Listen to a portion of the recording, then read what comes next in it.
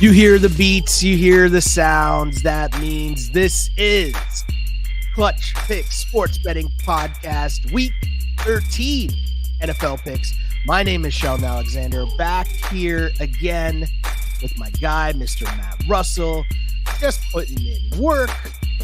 I gotta say, I always talk about it each and every week. When you hit the double digits, when you get to the 10 wins, that's when I'm feeling good. And I've been in Raptorland the last, couple days, like heavy. But I will say, I was looking up, I would see this happen, I'd see that happen. And I'm like, ooh, that looks like a dub. Wait, that looks like a dub too. Wait, hold on. What kind of week's going on here? And then I get on the Twitters and I see my man just handing out props left and right. I'm like, what's going on here? But this is what happens because I said it a couple weeks ago. It's crunch time and gonna finish strong. I mean, you've been going strong the whole season, but let's talk a little bit about last week because on my end of things, we went 10-6 against the spread last week, bringing the total to 91, 85, and 4 as we continue to climb back up, trying to get back to where we were at the start of the season. Might not get all the way back there, but that is the goal. It's important to have goals, kids. But Mr. Matt Russell, I've talked and rambled enough here to start this pod. How are you, my friend? I'm good, man. I appreciate you sort of mentioning that, right? There's always feels like, again, I've been at the Score for about three. This is my third season at the Score. And it seems like every year there's one thing that kind of like just absolutely pops off where, people get really excited about it. And it's kind of against the idea of, responsible betting and like, hey guys, we're going to kind of move this along here slowly but steadily. We're going to increase your bankroll by kind of, hitting hopefully close to 60% against the spread. Like, honestly, we're kind of just hoping for like a 56%er, but we're up over 60% on the best bets this season. The primetime stuff has gone really well. And we were going really kind of up and down with the props, the Sunday props. And then last week, a 10-0 hit, and people are kind of hitting me. Hold on. Sorry. I don't know if I heard that correctly. Say that again for me. So I write it on Saturday, and it goes up on Saturday afternoon for Sunday, and it's just Sunday's games, and it's the 10 player props that, over the course of 12, 13 games, kind of pick the best stuff. And we've been up and down, there's, a lot of 5-5 weeks. There were some 7-3 weeks. There were some 3-7 weeks. So we were kind of lurking around 500. So you don't really know when it's going to sort of pop off. But yeah, last week we went all 10, 10 for 10, 10-0 with even a Mike Evans plus 150 anytime touchdown. So actually, a little more than 10 units. But people, message me like, oh, I hit a parlay on all 10 or all 9 or this, that, or whatever. And I'm like, I don't know who told you to do that, man. But like, that's awesome. What a time. Right? What a time.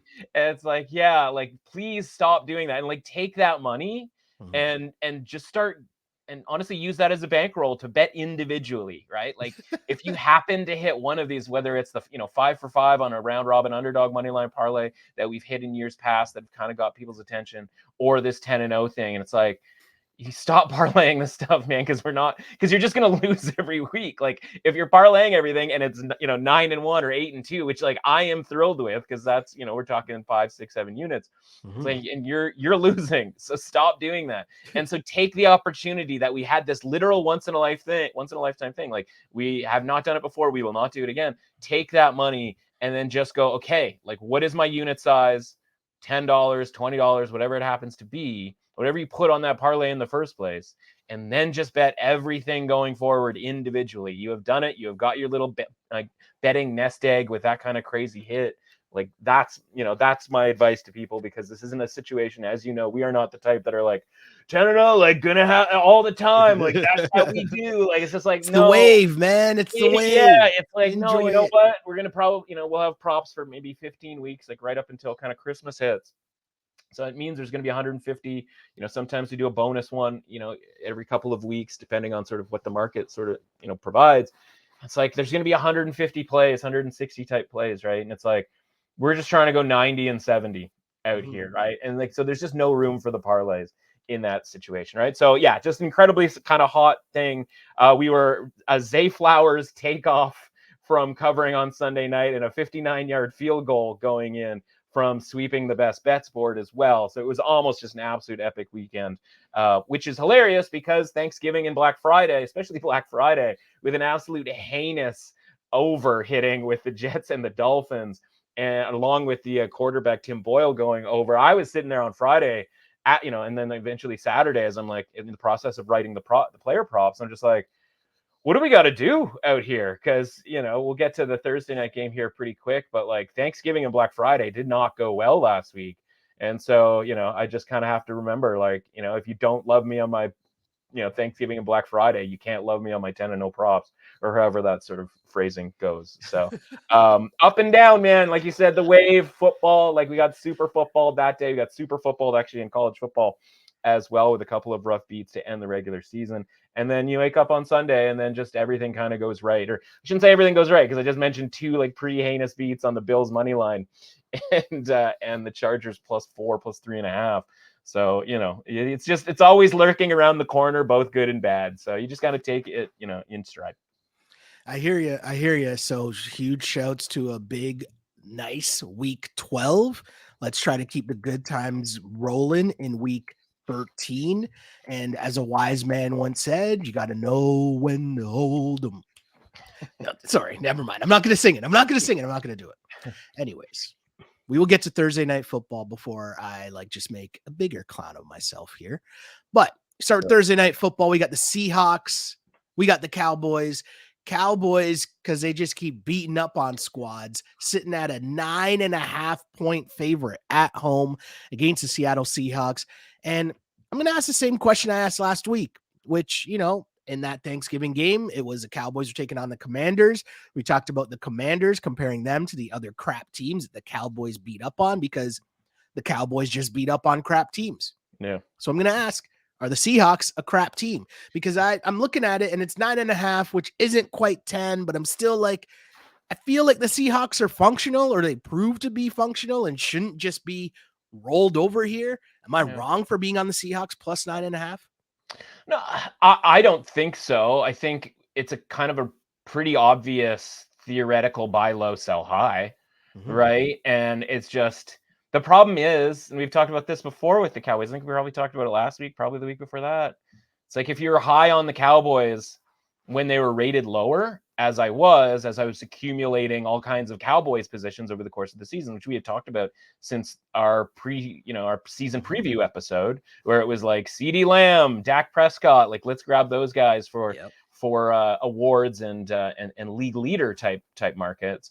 And then you've seen over the course of these last 3 weeks where they've played these bad teams and them racking up these stats. And now the talk shows, right? The talking head shows are like, is Dak the MVP? Is Dak the best quarterback in the league? Is, this, that, or whatever. As we watch some of these other high profile quarterbacks play in these high profile games, and like we talked about with Kansas City and Philadelphia, you're watching these games, you're in the third quarter and you're like, are these guys the MVP of the league? Like, I don't, and then like, by the way, like Jalen Hurts is like +150 to be the MVP.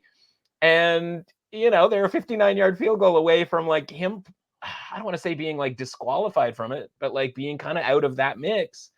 And then, maybe Josh Allen is all of a sudden like in that mix, right? Because everything is so like razor thin here. Yeah. And so the point is like all of the equity that we have in those markets with CeeDee Lamb and Dak Prescott and the Cowboys, like they have, as predicted, like gotten a lot better over the course of the last 3 weeks. And so like, it's very easy to sit back, watch this game, not even have a bet on it, and just be like, Dak and CeeDee, like cook, like just go, and like just sit back, watch, and hope they like pound the Seahawks, or maybe it's just a high scoring back and forth type of a game. I think a lot of people this week are kind of quoting like Geno Smith against man coverage, and like how that just generally is like a really bad scene, especially with the way the Cowboys turn the ball over. And, people don't really want anything to do with the Seahawks.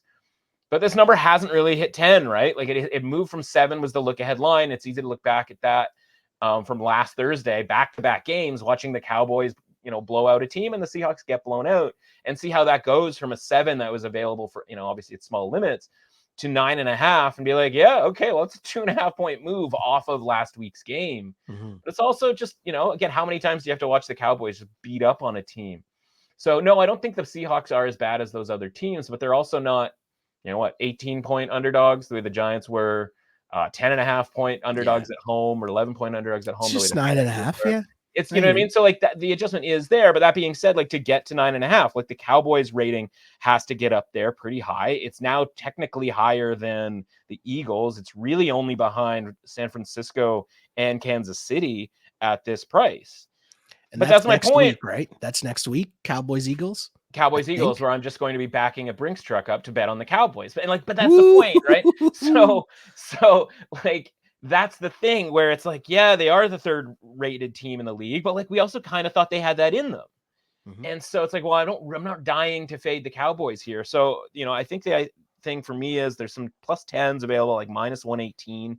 That's where I want to get in on it. I wrote for the Score this week, my article, basically kind of talking about how, like, if you've been with us up to this point, like, you probably have enough invested in the Cowboys to sit back and enjoy, or hopefully enjoy, a Cowboys, quote unquote blowout, or at least a high scoring game where they get a lot of yardage and that sort of thing. And the MVP, thing kind of keeps rolling.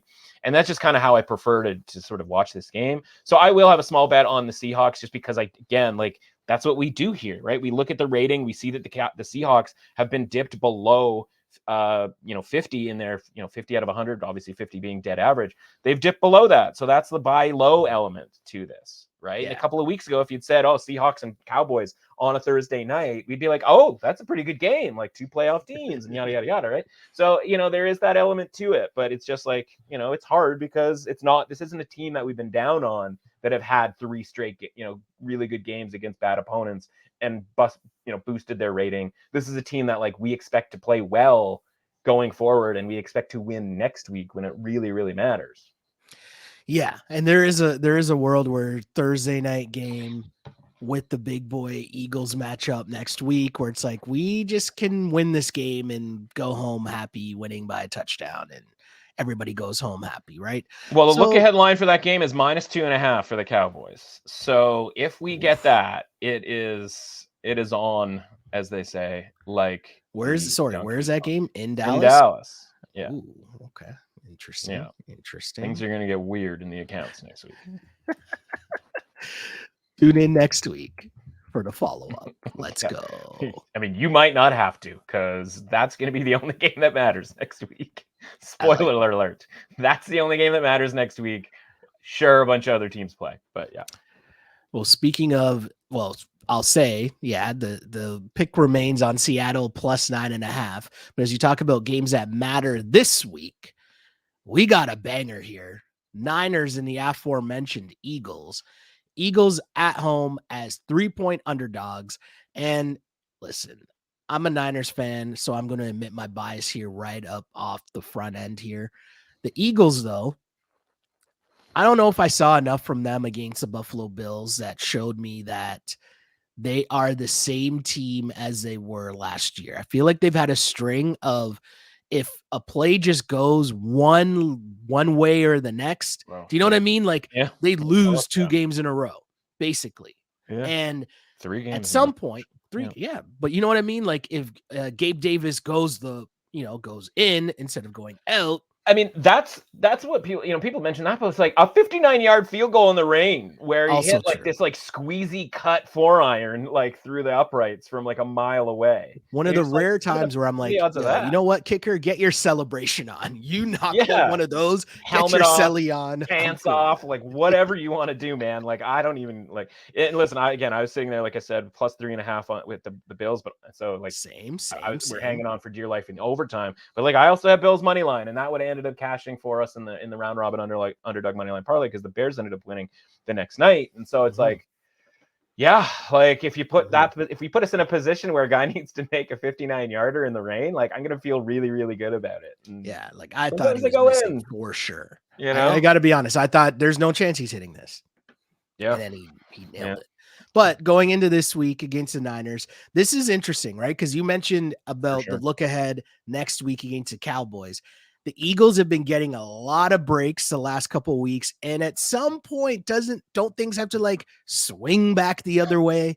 You know what I'm saying here? Yeah, I don't know. I know 3-point favorites on the road is tough, right? It's not something that I'm normally leaning to do here, but at 3, I can comfortably say, I sit back. I think the Niners will be ready for this game. They're locked in for this game.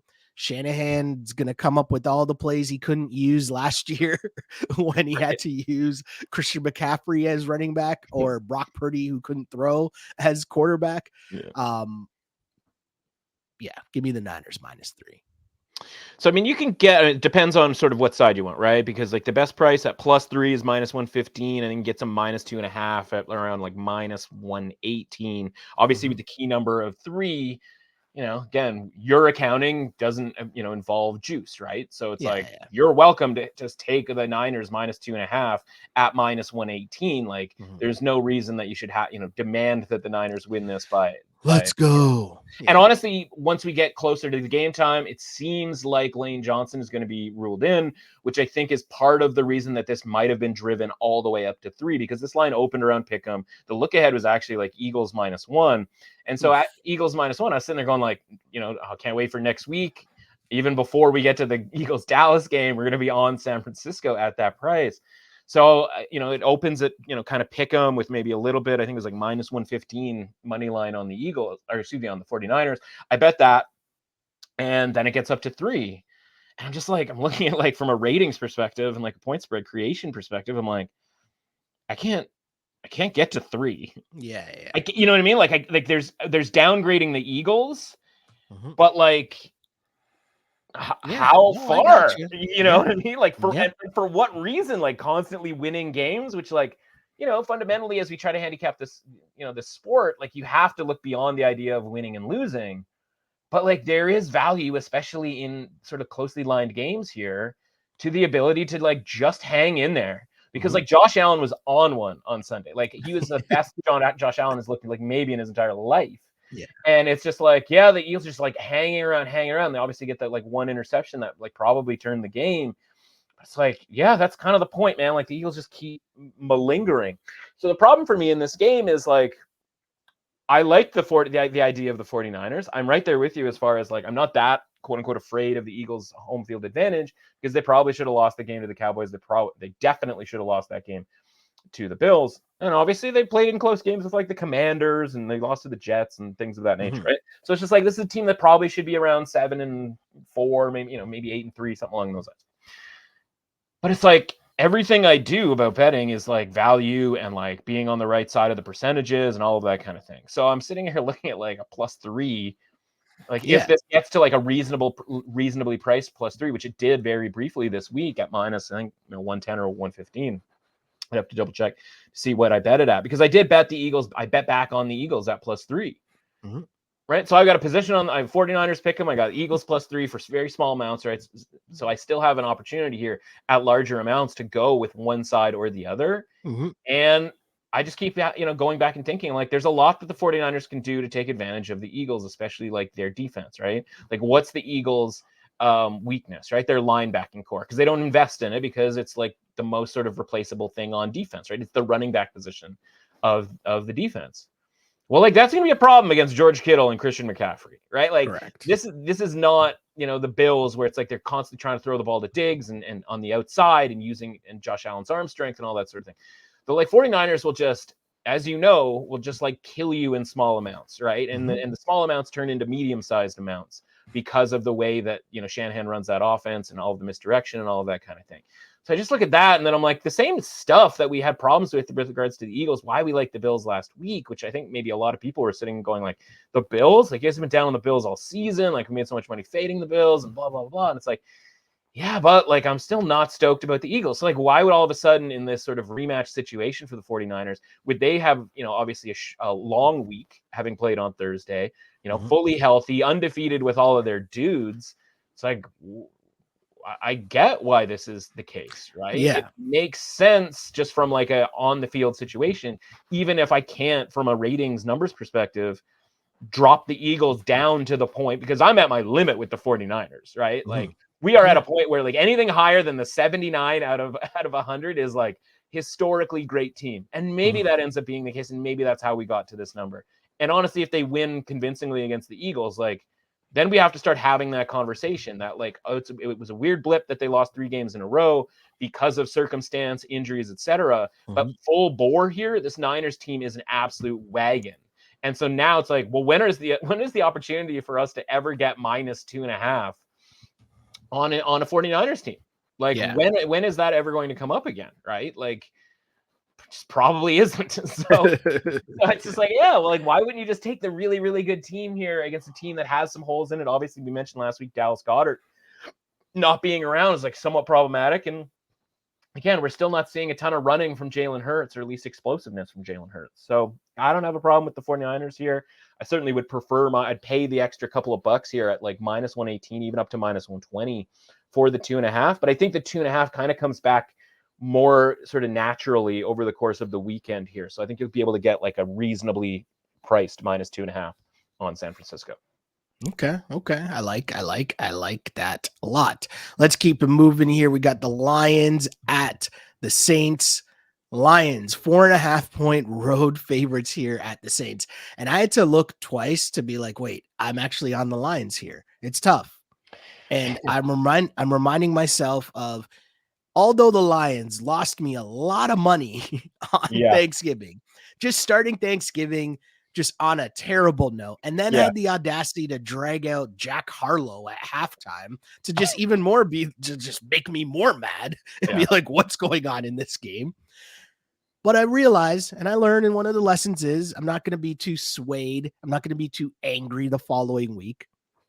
And then I'm going to bring up sticking with rapping here. What was Jameis doing to Derek Carr? I just don't understand. I need an explanation. I need a backstory of Jameis rapping to Derek Carr. I need more information on what Derek Carr's reaction was to Jameis's raps. Was he rapping along as well? I say all of this to say I can't ride with the Saints. I hate the 4.5. I don't like it. It's in the Vegas zone. I know I probably should be taking the Saints plus the points, but I'm just not. I think the lesson has to be given to this Lions team. Much like San Francisco, as you just mentioned, they obviously have a long week because they've had a lot of time to think about what happened to the Packers. So I don't like it, but I'm on Detroit minus 4.5. Yeah, it's tough for me. You watch. Let me put it this way: you watch the Bears on Monday night, right? We were on the Bears, money line. We're on the Bears, plus points, all that stuff. And you just go like, that was a trash game too. That was a trash game, and Justin Fields like refused to throw the ball like further than 2 yards down the field, right? But like a week before, it was a sling festival for Justin Fields against the Lions defense. Yeah. Then 4 days later, it was a sling festival for Jordan Love against the Lions defense. And it's just like, I think because of the Dan Campbell thing, which by the way, like it is asinine that he is the heavy favorite for Coach of the Year this year.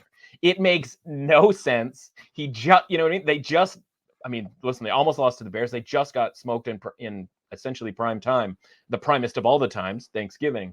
And it's just like, plus 170, plus 150 for Coach of the Year. It's like, for what? Like winning the division they were favored to win the division in, and like they'll probably finished 12-5. I mean, maybe they run the table the rest of the way, but it's like a 12-5 record for a team that like was 9-8 or whatever it was last year. Like it doesn't make any sense. Anyway, total digression there. So the point is like this Lions defense, like not good, man. And so the issue with the Saints, right, is, and they, they're peppering Derek Carr with questions about their red zone conversion rate, which like didn't exist. He threw a pick 6 in the red zone. Taysom Hill fumbled in the red zone. Otherwise, the Saints like almost definitely win the game against the Falcons. Like that was an absolute donation giveaway. But like that's kind of what the Saints do, right? But then every once in a while, the Saints like go on the road, beat the Colts or smoke the Patriots or whatever, and you're just like, the Saints aren't that bad. So is this going to be a situation where it's like, oh, the Saints aren't that bad? Like home game, they move the ball finally against the Lions, who I kind of have, they're rated certainly higher than the Jaguars, but like I kind of have them pretty comparable to the Jags, where it's like, they're involved. These teams are going to be in the playoffs. Like they are going to win their division, pretty kind of scumpy division, to be completely honest. But it's like, I don't think that really all that much of them, from like a contending type situation. Like I don't put them on the big boy tier. Right. And it's like Saints Probably, I mean, listen, maybe they should have beat the Jags. They got obviously a little bit confused on that Thursday night game when Trevor Lawrence allegedly had a knee injury, but was like running like a gazelle through the secondary. But like they came down to a drop pass, Foster Moreau at the end from forcing overtime in that game. And so I look at it that way, where it's like, okay, the comparable game in this situation here is that Jags game. The Jags defense was way better in that game against the Saints than I think the Lions are going to be in this game. So I just kind of look at this going like, nobody's going to like the Saints here. But normally the reason we don't like the Saints is like they're favored by like 7.5 points against anybody, or they're like favored on the road against the Vikings or this team or that team. We haven't had underdog by like a decent chunk here. Yeah. Saints against, again, by the way, like a team that will give it up from an offensive standpoint, right? So I just think like this probably feels like another close game. Maybe the Lions pull it out late, but like the way Jared Goff is not protecting the football, I mean, that was the case against the Bears. We're like, oh, it can't be that bad. Cannot be that bad. And then we watched the game against the Packers and it's like, oh, it's actually like worse. And the fourth down plays that Campbell was kind of, again, maybe that's why he was the coach of the year favorite. Those fourth down plays that were like constantly getting converted over the last like year, basically the last calendar year, like those dried right up against the Packers, right? And you see how like terrible play calls. That fake punt was just a horrible call. Like, what are you doing? And it's when that goes against you, right? Like some of the tarnish or some of the shine wears off, and that gets a little bit tarnishy. And like that's just variance, right? And we talk about that with other coaches who go for it in fourth down a lot. Like you're gonna look like a genius when it works, but when it doesn't work, you're putting yourself in a really, really tough spot. And they don't have the defense to kind of make up for that. So I think this is going to be actually like a pretty close game. I think the number is as high as it is because, to be honest with you, I would expect it to be a little bit lower. It's because the Saints have gotten a pretty significant downgrade, in part because we're not sure how many receivers they're necessarily going to have in this game. But if like the Lions are such that like just dudes are going to be wide open, receivers is a pretty replaceable type of position, right? So I don't think that's going to matter as much. You might just get a ton of Alvin Kamara, in the secondary potentially. Who knows? Yeah. But I think the Saints are just going to probably play that grimy type of game. They're going to kick you a lot of field goals. They're going to be up for a smash mouth type situation. Maybe a lot of Taysom Hill maybe hangs onto the ball because again, that fumble was a killer too in that game. Because if the Saints take the lead in that game or get that to a close game, like Desmond Ridder was going to quote unquote take over in a negative way. And again, then we probably have a completely different view, but this is another buy low situation where the Saints are as rated as low as they have been all season long. No, I hear you. I see you. I'm picking up what you're putting down. You're not doing it. I'm a week away from like just being really, really, really mad at the Lions. I'm just trying to not overreact to last week, and I really dislike Jack Harlow.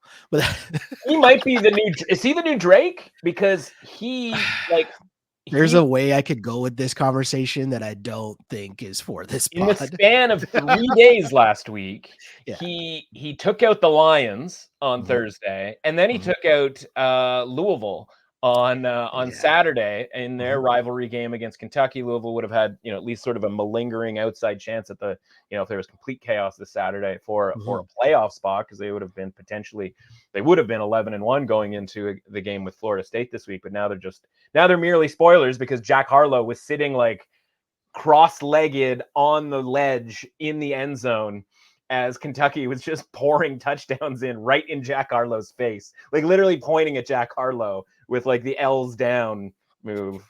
And it's just like Jack Harlow might be a problem here for teams. So it might be the new Drake, just absolute jinxing the bleep out of stuff.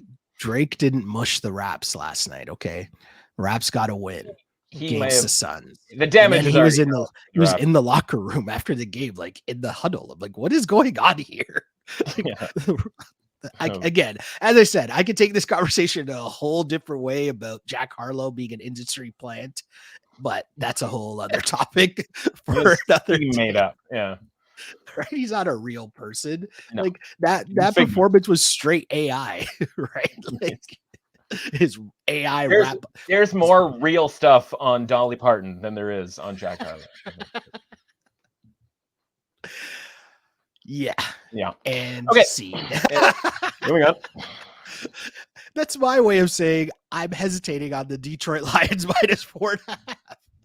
On to the Broncos. Broncos at the Texans. Texans at home and 3.5-point favorites. Going against my Texans, and I'm saying my Texans because, I feel like I have a soft spot for Texans at this point, and my guy D'Amico, obviously I keep bringing them back to San Fran, and Russ. You were on the Jags last week though with me. Yes. Yeah, yes. Okay. And I'm saying, like, this is hurting my feelings though. Like, it's tough. It's tough removing the emotions. This is what I learned on the pod, to remove the emotions from it. Right. That's all I'm saying. That's all I'm saying. Have gone well. This week, it's even tougher for me because obviously Russ, like, we've been on Russ cooking, right? And I understand that. And I'm saying Russ cooking facetiously, obviously. Yeah, well, because he didn't even remember to take the thing out of the freezer last week.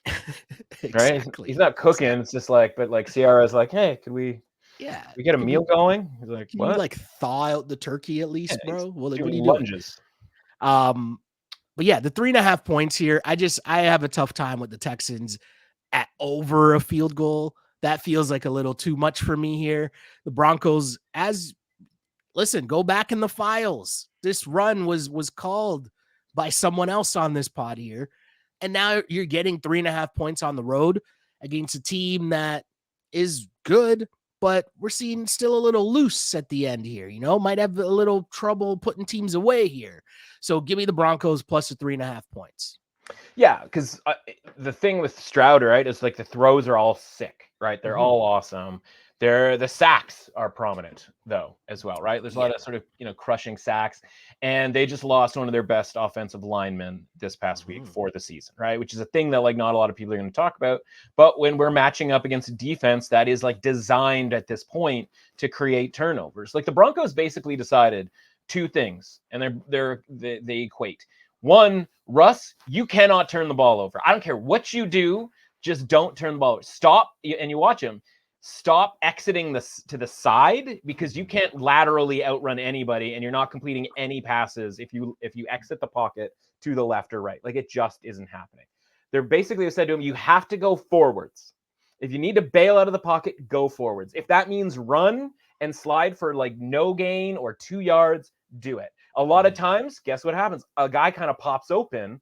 Oftentimes, running back Javonte Williams or P. Ryan pops open and he does the little shuffle, a little quick toss to somebody, right? But he's moving forward, right? And he's not going sideways. The fumbles aren't happening. He's not forcing the ball down the field, which can be infuriating when you're watching the game, because it's like all designed to keep the game close, right? Don't turn the ball over, because our defense is going to turn the ball over from the opponent when they have sort of a sketchy quarterback, which, by the way, is a really good strategy when you look around the league and you go, man, everybody's quarterback is sketchy. And like CJ Stroud is going to be a really good quarterback. He is a really good quarterback right now, but like he does get confused because he is a rookie, and Vance Joseph can confuse him in this game. And so you're right about the concept of like the Texans being this team that like they are a little bit out of position here. Like, this is, imagine this, put it this way. This is about 1.5 points difference from where they were 2 weeks ago against the Cardinals. Imagine comparing the Broncos to the Cardinals, right? Yeah. Right? Yeah. Like, I'm sorry, the Broncos are so much better. This edition, this team that's won 5 straight, this team that is defensively now built to turn the other team over. Like, it's like people keep talking about like turnover, regression, because it's like, I think the ratio is like 15-2, 16-2, something like that over the course of this winning streak. It's like, yeah, or like you keep going up against quarterbacks who are going to turn the ball over, and you have, a good defense that has a plan. Like, yeah, you're going to be in a lot of games. So like, I hope the Broncos win this. Explain to me why the opposite doesn't count. Like, if you weren't getting turnovers before, but then you are getting turnovers, where's the term for that? Right? Like, doesn't the math that way too? Right. It's like, yeah, when people are not forcing turnovers, they're like, well, they can't force turnovers. You know what I mean? It's like, yeah, that sucks. Like, I wouldn't want that to be the case. Like, I'd rather be the team that's constantly forcing turnovers. And also, too, to your point, and a point that you've made a couple weeks back as well, was just about how they've added in new guys. Like, new guys are playing on that defense and getting a lot more time on their defense. So how can you equate what was happening earlier on to the same math that's happening now? Yeah, and I think we've gotten to the point through this 5-game win streak where people are like, okay, no, like the defense is not the same. But the problem is they're assuming that these turnovers that have been created can't keep going. That's like, well, if you've coached a veteran quarterback to literally just don't bleep it up, and you have like a bona fide defensive coordinator who's like gotten head coaching jobs because his defenses were good enough, and especially particularly forcing turnovers. And by the way, you have the talent of guys like Patrick Surtain and some of these other players that they have popped in, right? We talk about like Jaquan McMillian and stuff and guys like that. And it's like, yeah, why wouldn't I expect them to keep sort of turning teams over? And this defense is different than a defense that they faced against the Cardinals, the defense that the Texans faced against like the Buccaneers and stuff like that. So it's like, I think this game is going to kind of be like the game that the Broncos want to play, which is that like 17-14, 20-17 type of a game here. But because people are so like into the Texans and just them sort of conceptually, and they're more fun to watch, then I think that's why this number has gotten kind of the, where it has been, because we talked about the rating for the Texans, like blowing through 45 out of 100, which is kind of where we had them capped, because we're like, how could this team be sort of an average team? And like, they are right to the point of like a league average team. And it's like, man, close games with the Cardinals and the Buccaneers, and, and these are home games, right? Yeah. And like a Bengals team that was like, honestly looks more and more like it was Joe Burrow and kind of nothing else. And not to besmirch the good name of Jamar Chase, who's obviously sick, but like, not literally, like he's awesome. It's like, oh, like, I'd like you to, we talked, that's why we were on the Jags last week, and that got way closer than it needed to be. But it's like, yeah, because I'm still waiting for like the Texans to kind of blow somebody out, win by margin. And like, I don't think the Broncos are that team, because the way that they have sort of figured this thing out, as far as like, you know what, look around the league, man. If you don't screw stuff up, the other team is going to screw stuff up. Yep. And you can take advantage of that. And so like, this just might be a situation where I've decided basically the rest of the year I'm betting on the Broncos every single week until somebody tells me that like their rating has gotten like completely off the rails. And that just hasn't happened. They are still rated a below average team. And I just don't think, because they're not flashy, and it's like, well, they don't run the ball into the end zone, they don't throw the ball in the end zone. Like, how do they ever get into the end zone? I was like, I don't even really know.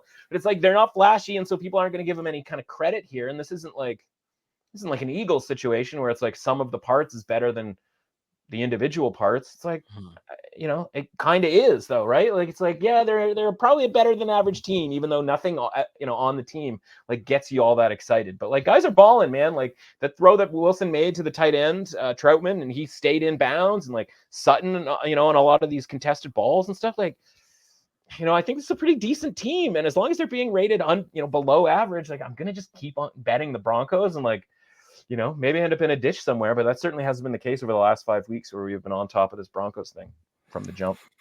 I gotta be honest with you. Sean Payton went from 150 to 1 for Coach of the Year when we mentioned it 3 weeks ago. He's now like 12 to 1. And by the way, the favorite in that market is a complete fraudulent situation. So it's in play. And by the way, those teams also play each other coming up very soon. So let's go. Yeah. I like that. I definitely like that for sure. Let's keep it moving with the Browns at the Rams. Rams at home, another 3.5 point spread, and another 3.5 point spread that I'm looking at and thinking, hold on here. I find this really tough. That's just what I'm saying here. The Rams, huh? Just wait until we talk about this game. But sorry, I got so excited. Just go ahead. Finish your thought. Who do you felt this way about PJ Walker coming back, man? But no, that's the problem. This is, we'll get there. All I'm saying here is I need some explanation on this line, because I understand what's going on with the Browns, right? The Browns are struggling at the quarterback position to like have a quarterback play the position for longer than 2 weeks. But the Rams at the same time, the Rams are like sneaky, like in the mix here. Yeah. Right. And at the start of the year, people were talking about fade the Rams. The Rams are going to be like, are they trying to get Caleb Williams? Like all this stuff going on. And here they are. And we're in week, what is this? 13? 13, yeah. And they're 3.5 point favorites. Like, I'm kind of surprised here. What's going on? So they were 5.5-point favorites when this line opened up, because the sort of thing was that, Myles Garrett was in a sling after the game against the Broncos, right? Oh, And if we you have that on tape now? It's not going to come out. and yeah, It's we not going to have come out. we definitively have that on tape. Okay. Just making sure. It was Just pretty making clear. sure. But then they went and they, gave it a look, and they're like, actually, he's day to day and like could play this weekend. You're like, oh, okay. I bet on the Browns at 5.5 because I was with you. I was like, how could we be this far off? Because I'm like, I can't get there with my numbers or my ratings or the estimated ratings so far. But the deeper you look into the Browns, right? Again, for all of the excitement that people had over the defense, if you go through the games and the circumstances for the first like 6-7 games where they built up all of this sort of reputation, there's a lot of very kind of cushy type of matchups, right? And obviously a lot of those are happening at home, especially when the weather gets colder. And the numbers get, pretty good against, because they face the 49ers and they don't get absolutely, destroyed by them where most teams would, and that would affect their numbers, right? So it's like a lot of these circumstances for the Browns have made their defensive reputation. But do you actually watch them play? It's like they give up a lot of big runs, right? Like they get gashed on the ground a fair amount. And so like I could see that with the return of Kyren Williams last week and how much he matters. Like there's a bunch of players, and I kind of want to do this, like, I don't know if it's a decent concept or not, because it's kind of unmeasurable. And we hate to kind of do that. But like I want to do this concept where it's like every team's like most important player that like no one factors into the point spread. And like Kyren Williams might be that dude for the Rams, right? Because he kind of opens up a lot more stuff for Matthew Stafford and the offense in general. That being said, it was against the Cardinals, so like who really knows? But like in the past, like that's been the case. The difference between like the Rams and a team like the Texans, where coming into the season, as you mentioned, nobody really liked the Rams, is that it was like, well, Matthew Stafford, like could be hurt. Obviously the, Cooper Kupp situation with him being hurt. It's like, come on, man. Like, and obviously basically those two and Aaron Donald being the only kind of reputable names, right? Well, all of a sudden, like Tutu Atwell and Puka Nacua start contributing, and we see that Kyren Williams is an important sort of player here. The offensive line getting a little bit better, gelling. It's not where it was when like Todd Gurley was running amok necessarily. And like, by the way, like Sean McVay has done actually a pretty nice job here, and is kind of a low key, like if they end up making the playoffs, like latent coach of the year type of candidate. They do have kind of a bunch of tough games, obviously coming down the stretch, so I'm not necessarily expecting that. But the NFC and honestly the AFC, like you look at all the teams in the wild card, and it's like it's a grim group, right? The wild card round in the NFL this year is going to be a rough scene from a point spread or competitive nature standpoint. So this number has fallen back down to 3.5 because Garrett seems to be okay. Where people think this seems to be going as the looming re-entry of Joe Flacco back in our lives this week is nutty to me. You mentioned PJ Walker. He's basically, out of the mix. DTR got absolutely destroyed in that game against the Broncos. Yeah. Completely legal hit. Got flagged because it was too good of a hit. We haven't really seen anybody, Brock Purdy sort of did like come out of like a concussion protocol and play later that, the following week. So the expectation, it seems like, is that Joe Flacco, like, straight out of coach on the airplane, is going to be involved. And like, I decided a long time ago, or at least I'd like to think that I decided a long time ago, that if Joe Flacco was going to be involved in a football game, I was going to bet against Joe Flacco. But people seem to think that the line's going to drop to 3 if Joe Flacco plays. Like, that's the like pulse of like veteran how people feel about like PJ Walker and DTR, which I think right now are kind of rated about the same. And it's like, you guys are nuts if you think like Joe Flacco is a good thing. Now, again, I might be like way off, and like the Browns might win this game outright and all that kind of stuff. And listen, like if it's a matter of turnovers and high leverage plays going the wrong way, like anything is possible. Yeah. I just look at this going like, all right, I'll sit around and I'll wait for this -3 that's allegedly going to pop up. And then I will come back hard on the Rams over the top of that original position at +5.5 that I had on the Browns. So like, that's how I'm playing this. Wait and see who the quarterback is. See if for some reason the involvement of Joe Flacco, means that we're taking money here on the Browns and we can get this down to -3.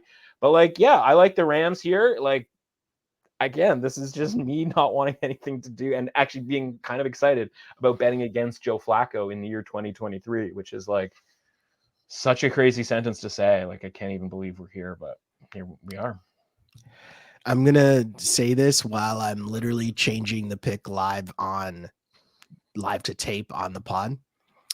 But how Cleveland Browns is it that you're going to sign the artist formerly known as Deshaun Watson and then end up going through DTR Right. to PJ Walker, Yeah. back to Deshaun, back to PJ Walker, back to DTR, and then now to Joe Flacco.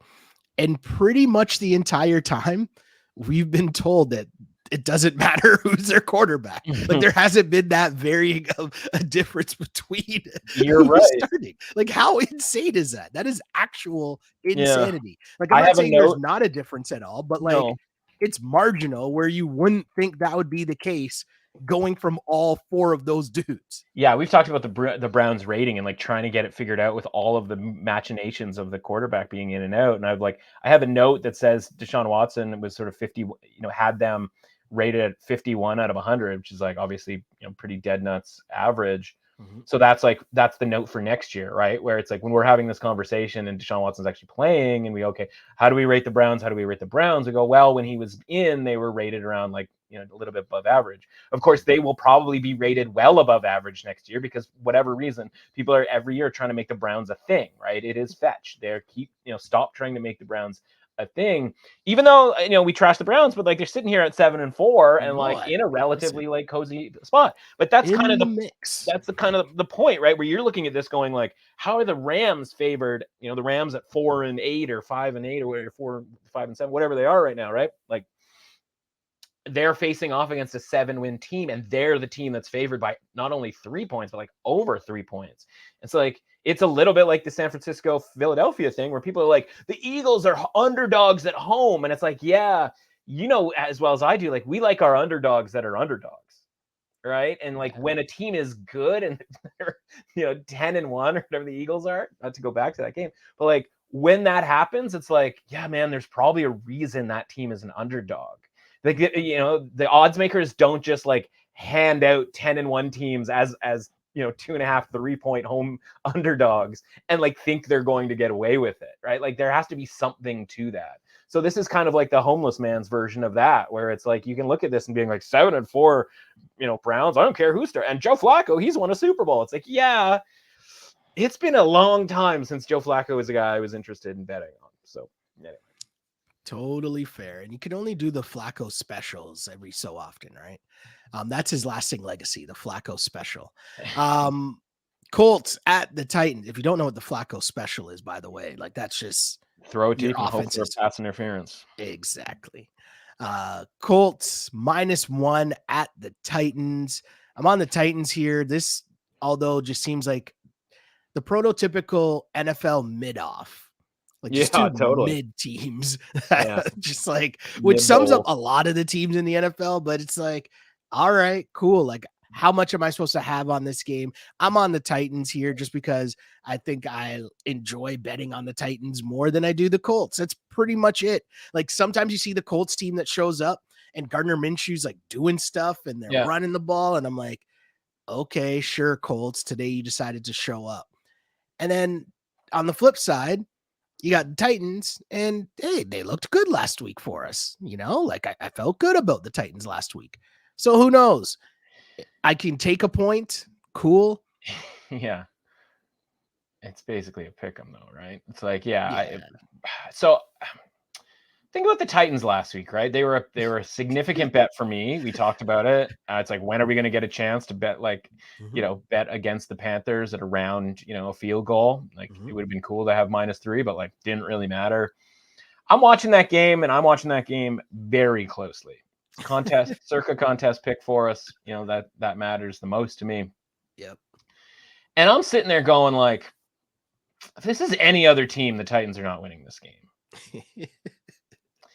And that was honestly, that was part of the play, right? It was a lot less about the Titans it was more about like, okay, well, the Titans are at home. It's been 3 straight road games, blah, blah, blah. Like this should be their quote unquote best effort. There's a lot more against the, being against the Panthers. And it's like, yeah, probably should have been against the Panthers. They were literally minutes away from firing the coach, right? Like if we can do one thing in our lives, it's bet against a team the week before they fire their head coach. Like that's the goal. You can see that one coming. And we're going to try to catch one of those, by the way, here shortly. I know what you're going to see. Yeah, I think you'd probably, and it's disgusting, but we're doing it. So I'm like, okay, any other, so I'm like, if we can just, I'm bargaining. Like, if we can just get through this, like, I promise I'll never bet against the Titans again. And then we get this, and it's like, well, who are they playing next week? It's like, oh, the Colts. You're like, oh, God, really? Because it is that situation where they're not going to be able to run the football against the Titans. Everybody can throw the ball against the Titans. The Panthers are actually only able to, like, move the ball because their receivers just decided to make some sick contested catches. Like, there was 3 or 4 of them. That was just like, since when are the Panthers making these types of catches? But anyway, and so I just look at it and I go like, well, the Colts aren't going to stop the Titans run game. So it's going to be a situation where, like, what's more reliable to you? The Titans moving the ball on the ground against the Colts run defense that is 1 game away from getting their, one of their best run stopping defensive tackles back next week, who is out on a PED suspension. It's like, what do you trust more, the Titans to be able to run the football or Gardner Minshew to be able to take advantage of the Titans pass defense? And then it's like, oh man, is my lean here, the Colts lean, predicated on Gardner Minshew playing well on the road? And it's just like, man, I think it's a lot easier just hand the ball off to Derrick Henry and Tyjae Spears than it is to, like, hope that Gardner Minshew is vibing in a road game. So I have drifted from the idea of, like, okay, I'm going to bet the Colts, I'm going to like them in contests and all that kind of thing, to like, oh God, maybe it is the Titans. And so this game I hate because it's like I'm dying to fade the Colts. But I'm also even more dying to fade the Titans here. Here, I should say, like in life.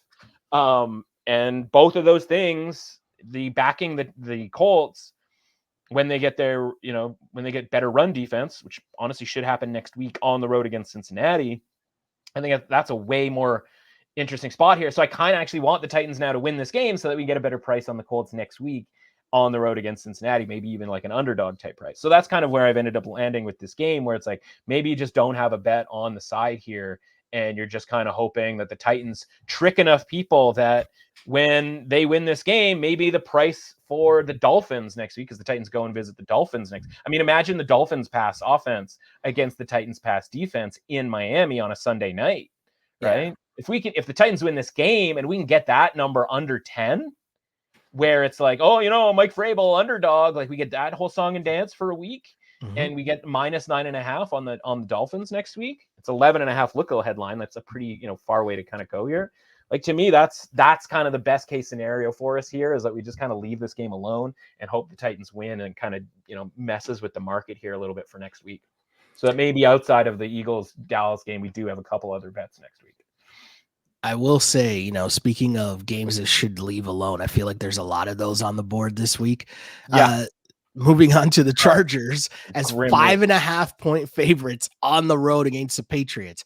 I stared at this for a very long time because like, hold on. What is like the NFL is a weird scene right now. There's just a lot of stuff going, and you got to take the step back. I'm like, yeah, the Patriots are down bad. They lost to Tommy DeVito bad. Yeah. Like that's a different level of bad. Right. And I'm here for the Tommy DeVito family. Like, I think that's all jokes. Like, it's amazing. Yeah. I like the vibes. I'm down with the vibes. Sure. But like Bill Belichick losing to Tommy DeVito, like, do you remember the years and years and years of cash being made on Bill Belichick just devouring rookie quarterbacks? Right. And like, it's true. Just a weird scene. I don't know what's going on, but that's how we get to this line of 5.5. The Patriots being a home underdogs to a team that, I mean, I don't know if you're talking about this coach maybe getting fired, but either way, I say all that, and I'm still on the Chargers. Like, I just can't have parts of the Patriots right now under any circumstances. And I know I shouldn't say that because that's not a thing to do gambling wise. Yeah. But when you're losing to Tommy DeVito, what am I supposed to do with this? Well, we talked about it, right? It was a very clutch loss from a draft position standpoint. I'm like, we were on this last week, right? Oh yeah. They along with the Bears and, shout out again to the Bills, where that was the three legs that should have cashed for the round robin underdog moneyline parlay, because it was like, I think both these teams don't really have any interest in winning from an organizational standpoint. And like, if you told me like years from now, we found out that, what is his name? Connor Ryland or whatever the kicker is, his name is for the Patriots. If he has like, there's a $1 million check or like a briefcase full of cash from Robert Kraft somewhere for him missing that kick, like, would not be surprised whatsoever. So Kraft what I'm definitely get his son to handle that. He wouldn't do that himself. Yeah, there's son or like, some nephew, like a cousin Greg type situation. That's a cousin Greg job if there ever was one. Definitely. So it's easy to look back and be like, hey, didn't you guys say like the Patriots are going to be like, quite obviously trying to lose the rest of the season? And like, I would say to you, like, I still somewhat believe that. That being said, the Chargers are dead. I know. Absolutely dead. Like,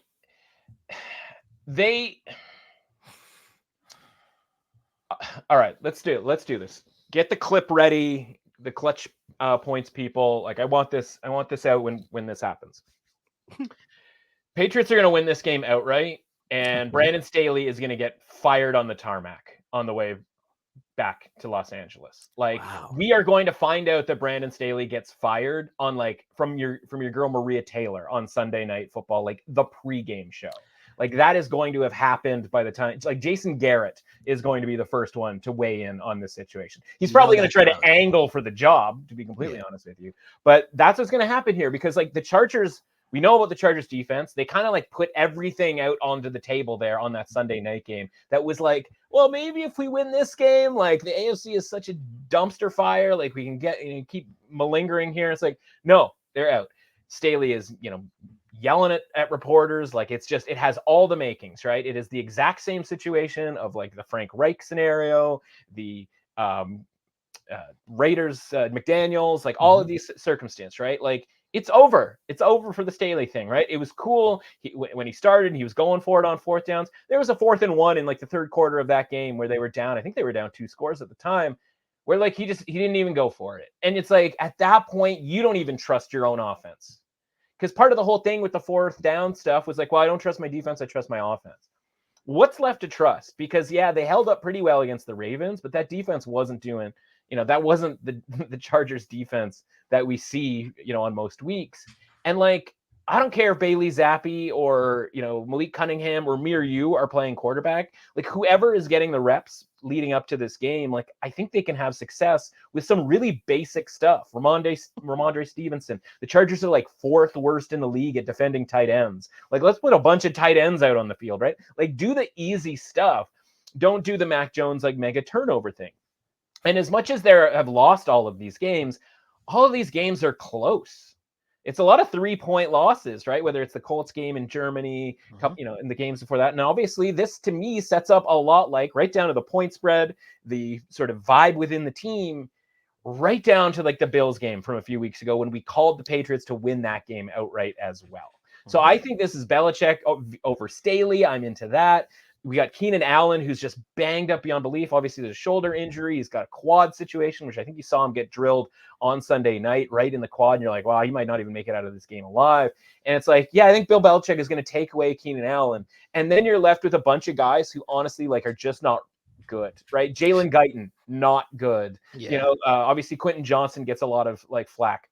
He's just not good, right? And Austin Eckler not moving all that quick. We're not getting like that, Austin Eckler by the goal line type situation here. So this Patriots team, while kind of stinky, like the defense is pretty good. And like this game is probably going to go under. You know me, I'm atrocious from a luck perspective with unders. If it wasn't evident between the Jets and Dolphins on Friday, like we can have the best bet on the planet and still somehow lose when it comes to a total. But like, how is this game not like super grimy, 17-13, 17-14 type of thing? Yeah. And like, if they just don't turn the ball over here, I think the Patriots can get a couple of touchdowns, and I'm not convinced that the Chargers can. And so speaking of other, comparative games, and this is going to be a weird one because we lost, but like, how is this any different from the bet that I would make a million times over and over and over again? And that's the Chargers and the Jets from a couple of weeks ago, right? It's like, okay, you know what? If the Chargers get a punt return touchdown and recover all of the fumbles in the world, then yeah, they're probably going to win and cover this game.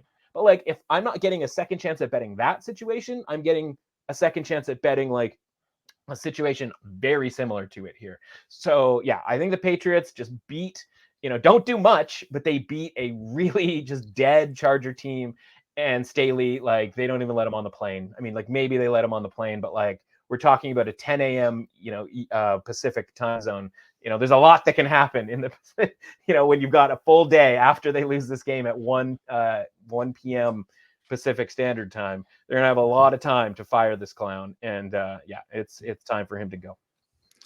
Yeah, no, I totally got you. The pick has been changed to New England plus 5.5.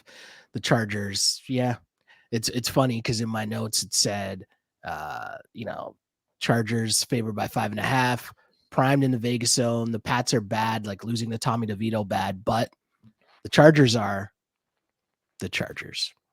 They're just dead. They are just DED dead, right? And it should be it is worth mentioning that this line was +6, right? And so it has been bet off a moderately key number in favor of the Patriots. And that's not public money like just pouring in on the Pats, right? Like that is some professional opinion making right there on this game. And so I don't know that the 5.5 are even going to matter. So +6, +5.5, whatever you want here. I think anything, my personal number, I don't know from an estimated rating perspective, I have 4.5. I kind of think that's where it closes. It's not a far trek from 5.5 to 4.5. So I think by Sunday, that's where it closes. That's what I think that was the market projection for me. And, again, I don't know if I can go far enough down with the Chargers. They aren't being rated that low. They haven't been like knocked into the below average team category, but like, what else do you have to see? The record's below average. The defense is below average. The offense is below average. Everything about this team is below average. Like, why aren't they being rated below average? Whereas, by the way, like the Patriots are like at the absolute bottom of the market. And well, they should be because of the Tommy DeVito situation from last week. But it's like, that's a buy signal, right? For again, a home team that, listen, they at least, the rest, other than the kicker, the rest of the guys were at least trying out there.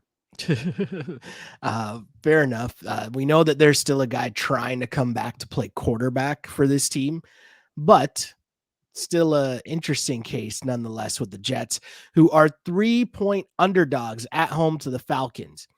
How bad are the Jets with your man's Boyle at QB to cause the Falcons as 3-point road favorites?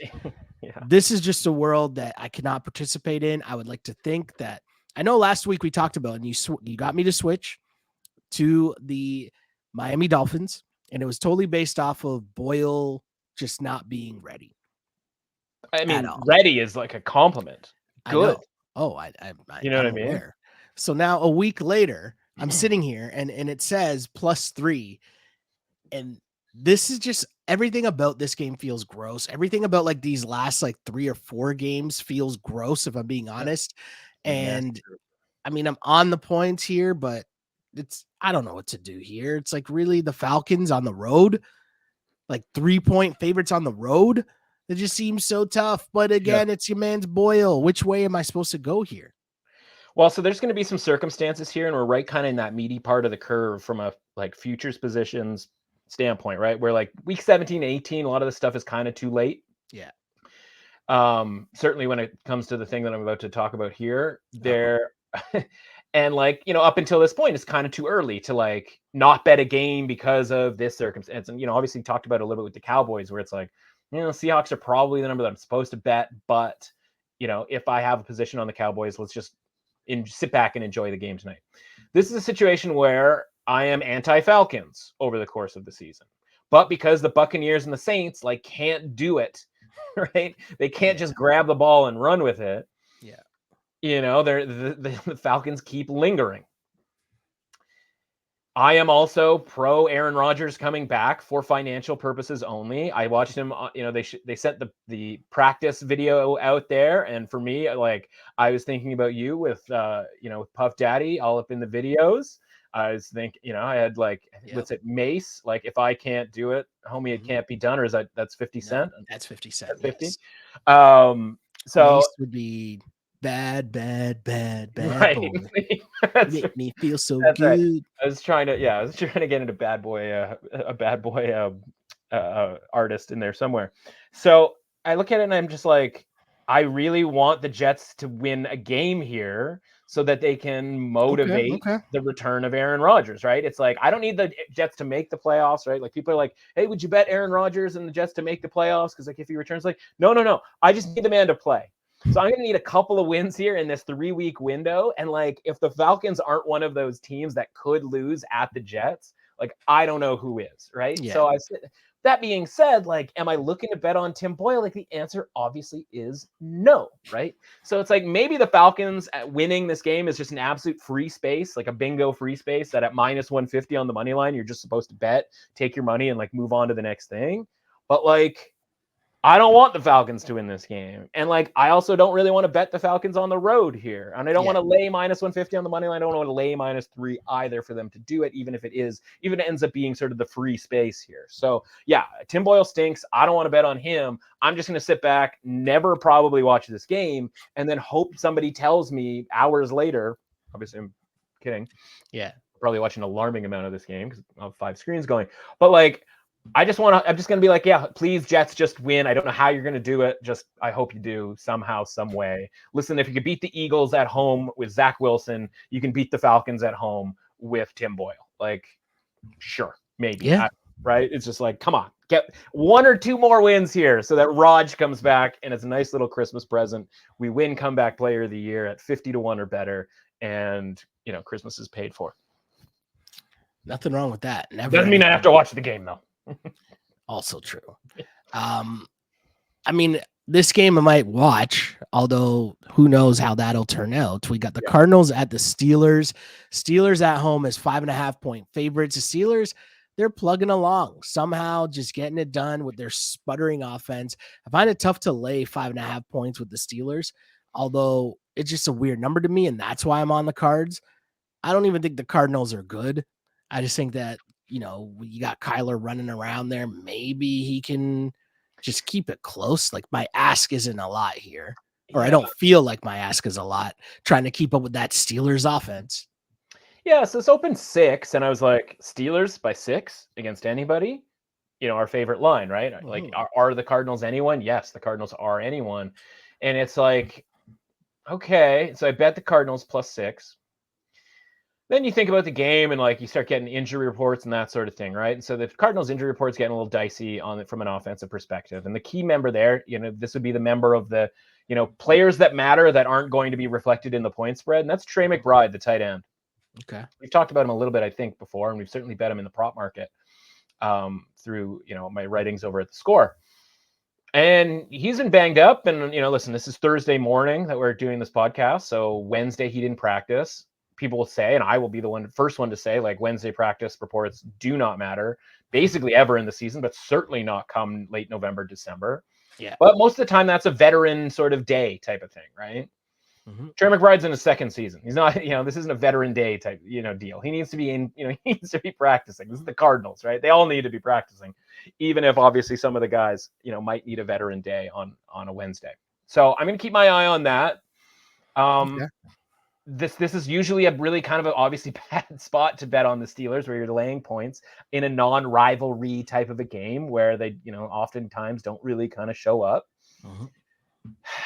That being said, like, the quote unquote inspiration of, and just the general on-field efficiency increase of firing Matt Canada, right? Like, go down the line here, right? Every time somebody gets fired, like the team gets better the next week. Yeah. It's so, right? Like, Bills fire the OC, boom, they're better. Obviously Raiders, firing McDaniels, they get better. So the Steelers get their first 400-yard game, right? And again, you might blame that on the Bengals defense, but that Bengals defense is the same defense that held up pretty nicely against the Bills a couple of weeks before that. So, it's not like, maybe the Bengals defense isn't all that bad. Maybe the Steelers are actually doing something functionally.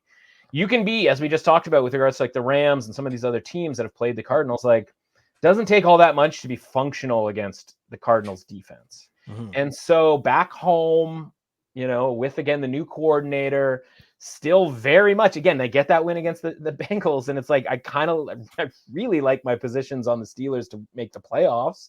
It's like, yeah, this is the type of game that maybe if you would kick this away, if you were in in the past, if you're the Steelers team that like wins the division, the Ben Roethlisberger era, and you're like, how did the Steelers lose that game? And now they're going to have to go to New England to face the Patriots in the AFC Championship game, right? Like they would kind of kick that game away. But like, this is not the worst team in the league, I guess, at the Cardinals, but certainly one of the worst teams in the league.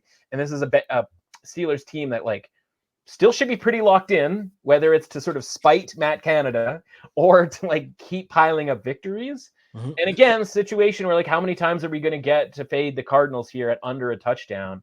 And like, probably missed out on opportunity last week with regards to the Rams, or at least getting, significant money down on the Rams last week. So yeah, I again, like I said, I have the Cardinals +6, so I'm with you in that way.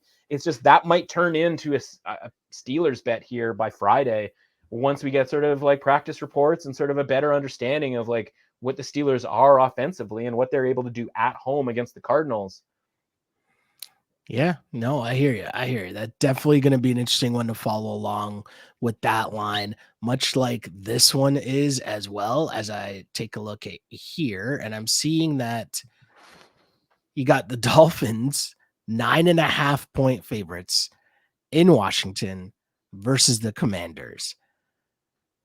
All I can think about is the Commanders and their Thanksgiving loss, right? And the lack of anything that they showed there. Yeah. So I'm looking at my screen here and wondering why I'm on the Commanders to do anything here against the Dolphins. Do the Dolphins have the same smoke for the Commanders as the Cowboys would? Because I feel like it's, 9.5 points. I feel like I should be on the Commanders, but the flip side is sometimes the Dolphins offense looks like world beaters and other times they just look like, okay, they're all right, but it's not the same oomph that they had at the start of the year, if that makes sense. Yeah, there's a lot of tough ones. Like this is, home underdog situation, right? Where it's like, God, I bet a little at 10. So it's come off of 10, or at least there was some decently, again, early week pricing on Washington +10. I felt like I was kind of like something of an obligation. Mm-hmm. Just the type of thing where you look at Washington and it's just kind of, there's possibility that game in Seattle where they lose it, kind of right at the end, was their last stand as far as like, hey, we can still do it without the the two guys that they traded, right, from on the defensive line, Sweat and Young. Because they make those moves and then they go and they win on the road against the Patriots. But it's like, again, how much credit are we giving anybody for winning on the road against the Patriots? Then they play that close game against Seattle. And it's like, they're fine. They're fine. Like they are a team that we can, sort of trust. And then they get in that weird situation where they are the team that was 9.5-point favorites at home. And that's obviously Giants related, right? But it is funny within 2 weeks that they go from 9.5-point favorites to 9.5-point underdogs in this NFL that is, allegedly full of parity. They lose that game outright, turn a ball over 1 million times. They get absolutely trucked by Dallas. And obviously Miami does a lot of similar things to Dallas. Now Miami lost Jalen Phillips last week, right? And so there's, on the offensive line is pretty banged up. So you sit there, as you mentioned, right, sometimes the Dolphins, and honestly, it's a play-to-play basis where it's like Tyreek Hill, 55-yard touchdown, like this team's so good. And then you look and you're like, oh, they haven't really scored that many points over the, and they struggle a little bit certainly more than a little bit against the Jets there, obviously getting that crazy Hail Mary touchdown. So I'm with you where it's like, I guess it's a small bet on Washington, but like, if you told me that Washington never won another game the rest of the season and like completely were kind of done and like Ron Rivera ended up getting fired, he's probably not a mid-season fire. I think people have more respect for Ron Rivera than that, but I think this is probably his last year. Like, why bring him back for yet another go around? So yeah, like this is definitely not like an excited I'm on the underdog type situation, because we get into this part of the season, and this is worth mentioning as a whole, right? You want to be on a lot of underdogs to start the season, right? Because as much as we tell ourselves during the course of the summertime, I know this team is this and this team is that and blah, blah, blah, blah, blah. Right? You want to be on underdogs because we don't. We think we do, but we don't, right? And so you get a lot of those big prices because a lot of that is based on assumption. In the middle of the season, you want to be on a fair amount of underdogs because we have a very small sample size, and we get obsessed with the idea of through 5-6 weeks, some team being this, when the reality is like, no, it was just 5 or 6 games. We are now hitting the point of the year where we know who everybody is. The bad teams are very much likely to just check out on the season, whether it's trading players or whatever. And like, favorites are going to cover a lot more in the back end of this season, because again, you're not getting the same energy and effort out of an underdog, because at this point in the season, they're an underdog for a reason.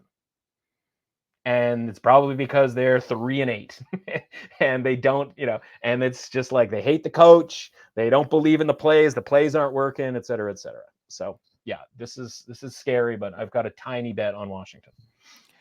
Washington. Lots to talk there. Ron Rivera might be good knowing you, my dude. Panthers at the Bucs. Bucs at home is 5-point favorites, and I can't believe I'm saying this. I'm on the Bucs, but the reason I'm on the Bucs is just because it's Panthers. Yeah, I'm on the Panthers because it's -5 on the Bucs, right? Like, point spread is the great equalizer. I was hoping that there was some 6 available. Thought we might get a little bit better at that point. I think what's happened here is a couple of different things. I think there's a very good chance the Panthers get a lot of their injured defenders back, especially in the secondary. JC Horn being sort of the one that everybody been hoping for in the last couple of weeks. If you can get him back, if you get a couple of these guys back, then Mike Evans, doesn't run amok, particularly deep, particularly in the red zone, which is unfortunate for those of us who have Mike Evans to lead the league in touchdowns, receiving touchdowns. That has, again, another thing that's equity has gotten considerably better in the last couple of weeks. But your man's, where are you on your guy Baker here? Baker as a favorite of like almost a touchdown. You can call it the like coach bounce, right? The fire the coach bounce here. You can, but like, there's going, we always talk about like, okay, are things changing? And it is, offensive coordinator gets fired. It's like, is that going to change? They fired like 3 different guys, right? It wasn't just Frank Reich. Like Deuce Staley went, like this other dude got fired. And like Jim Caldwell is now kind of in the mix. And I think that's a guy that a lot of people have respect for in the league and think probably should have gotten a third coaching opportunity. And listen, I don't love, we were literally bet on the Titans because they were facing the Panthers last week. But like, the Panthers play pretty good defense. They can run the ball when they're not running it with Miles Sanders. And again, that's probably why Deuce Staley got fired, because he kept putting Miles Sanders out there, and Miles Sanders stinks. So like, and by the way, like the Buccaneers defense isn't any good. Like we just watched them get trucked pretty significantly. Like I was on Buccaneers teaser last week at +8.5, as we talked about. Dude, like that was dicey against the Colts. Like Buccaneers Colts should be a close game, and it ended up being a 1-score game, so we got out of there alive. But it was like, man, you're really going to lose by double digits to the Colts here. So it's like, why am I so like afraid of the Buccaneers? This has like 3-point game written all over it. Another kind of grimy NFL under, 17-16 type of deal here. This is a Bucs team that let the Falcons beat them in Tampa Bay when all that the Falcons wanted to do and Desmond Ridder wanted to do was fumble the ball on the 1-yard line. I think the Panthers can do a little bit better than that and keep this game close and maybe potentially win. Sounds super interesting. The pick has been changed to the Panthers +5. And worth mentioning just real quick is like, again, you have to remember with the Panthers, like they are trying to win these games, like as an organization. They do not have their pick, right? They do not want to be the team that traded the first overall pick in, for the following season. Mm-hmm. It's just, they are doing everything they can here to get a couple of victories. And if at the end of the season, you look back and saw home victory against the Texans, which again, still sounds crazy that was their one win. and like road win against Tampa Bay when Tampa Bay ends up finishing, 5-12. It's not going to be all that insane that we look back and go, yeah, the 3-14 Panthers won this game, this game, and this game. It's like, they're not beating the 49ers here. This is the Bucs. Come on. No, I got you. Sunday Night Football, we got the Chiefs at the Packers. Chiefs laying 6 points on the road. Much like I said about the Lions earlier on, I'm not being swayed by what I saw on Thanksgiving. Not that I think that the Chiefs are this like world-beating team, but the Packers, I definitely am not being swayed by them. They've been frauds for the how many weeks before this Thanksgiving game, and maybe they just got hyped up, for some like Black Friday sales or something. I don't know what got into the Packers last week, or maybe what got into Jared Goff to make him fumble the game away early. Story for another day. Either way, Chiefs at less than a touchdown. I know 6 points is a lot on the road, but I mean, if you guys know me, the Chiefs laying less than a touchdown. It's not going to stop you from laying it with the Chiefs. I think you're in trouble here, man. I think this is going to be that deal where it's like Chiefs win the game, but it's like, they're bleeding the clock out late. And you're like, oh man, they didn't cover. It's like, well, they could have kicked a field goal, but they went for it on fourth down or something like that. And by the way, like you did some nice slandering there of the Packers, like 3 wins in their last 4 games. Like, okay, some Rams in there. There was some luck against the Chargers, that sort of thing. I thought luck. Who was the guy that got cut on the Rams? Rippin? Well, what do you mean he got cut? Like, no, Stafford got hurt, and Rippin played then played against the Packers. The Packers beat them, and then Rippin got cut. Yeah, because he's not an NFL quarterback. Yes. But to say that the Packers would lose that game if Stafford plays, I'm not saying also a bit of a leap too. I'm just saying they barely beat Brett Rippin. They won 20-3 in that game. We got to give them. I'm not giving them credit for beating Brett Rippin. We got to give them. You got to get in the NFL, and it's whether it's the Cowboys beating up on these bad teams, right? It's like you got to give them some credit for doing the thing you're supposed to do. Like I know Chris Rock would be like, you're not supposed to get credit for the things you're supposed to do. Like these are all still NFL professional players, right? Correct. So the thing with the Packers here is like, when did we decide that they were frauds? When did we decide that they weren't frauds, right? How have we felt about the Packers over the course of the season? Because when we went into the season, we looked at what Aaron Rodgers did with the Packers last year, and we're like, that's pretty easy to replace, right? Like his numbers were not good. His rating was bad, all of that sort of stuff. And we go, okay, like Jordan Love could replace him. Then Jordan Love doesn't play great. He actually plays okay for the first couple of games. They get, they pull out some victories. They, unfortunately lost that week 2 game against the Falcons. And then we see them on primetime against the Lions, a much more buttoned up, ready to go, like finished product or close to finished product. And they get smoked. And we go, okay, like the Packers aren't it. Then we see them lose close games to the Raiders, the Broncos. And at the time we think we don't realize that the Broncos in week 7 are on the start of a run. Right? We just think of like, oh my God, you lost to the team who gave up 70 points. It's like, well, no, you lost to the team that was about to go on a 5-game winning streak. And you did so on the road in a 2-point loss, right? So like that starts to look not all that bad. They lose to the Vikings. Kirk Cousins gets hurt, but like Kirk Cousins was playing really good football at that time. He had just beaten your San Francisco 49ers.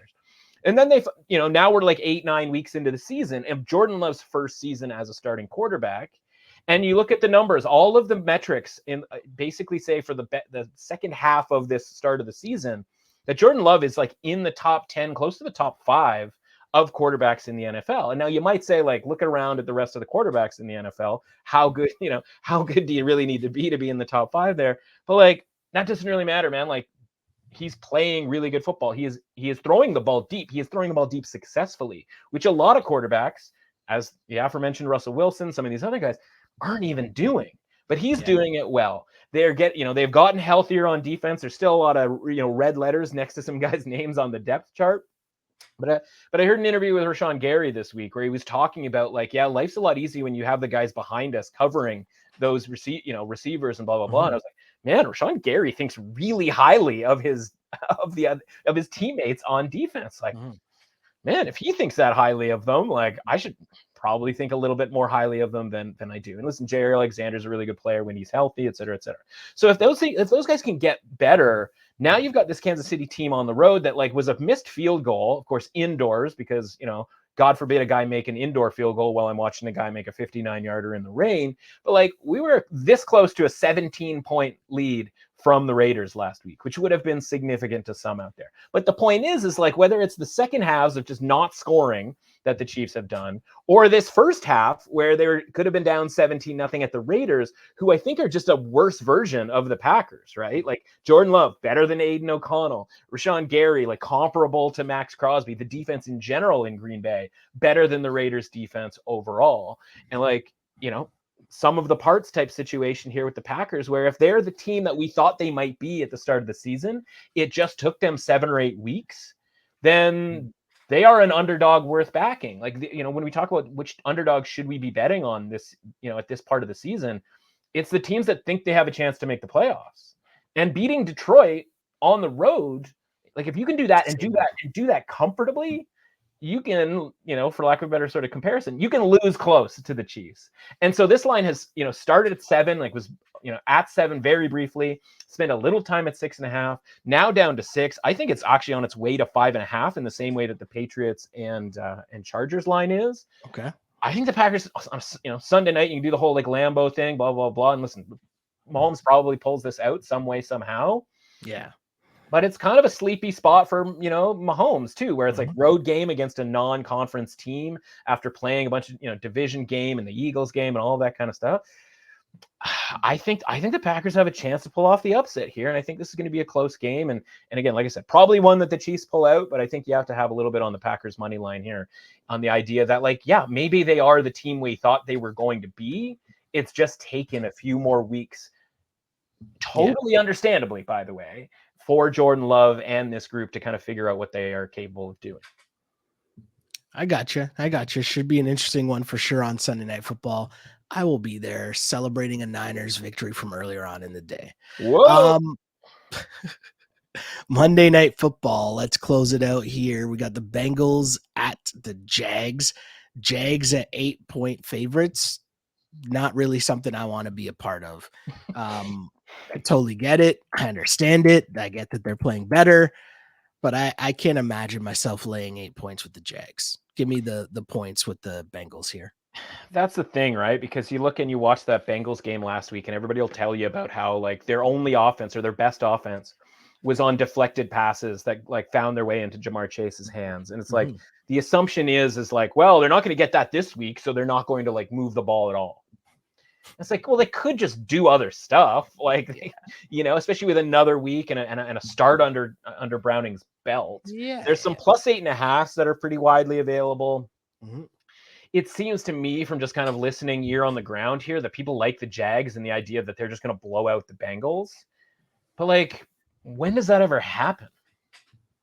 Right? I mean, like you know, finally we had a Jags like blowing out, you know, was Gardner Minshew and the Colts a few weeks back. So like, maybe it's like now the Jags are starting to like be able to do that. So I'm a little bit worried from that perspective. So, you know, I'm sort of tap dancing a little bit here because I'm going to have to look a little bit more into what I think I can expect from the Bengals to like actually put forth a plus 8.5. And by the way, like maybe people are so jazzed about the Jags that like we get to a point where it's like Jags minus 10 or something. So, you know, as with most Monday games, you know, the ones that I don't necessarily love, where I'll come on and say like Broncos money line against the Bills or something along those lines. This is one that I'm going to have to kind of get back to the wait and see the public, if you will, on Monday when I write my article about what to bet and which side we like. Yeah, and speaking of, where can the good people find this said articles? Yeah, so we got over at The Score. Everything that I write over is at The Score on the betting tab. Not hard to find under, you know, the main page. You'll see a little betting tab there. Everything NFL, college football.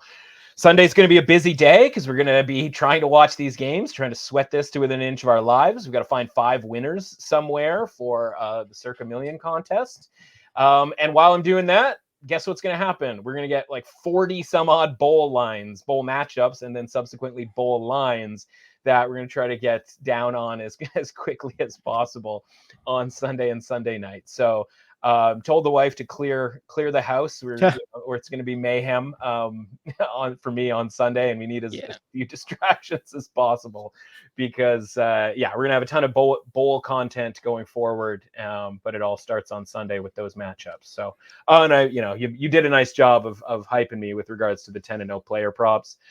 Just remember, everybody, we're headed right back to 5-5 this week, but hopefully over the course of the season, with not that much time left to bet on player props reliably, hopefully we can stay above 500.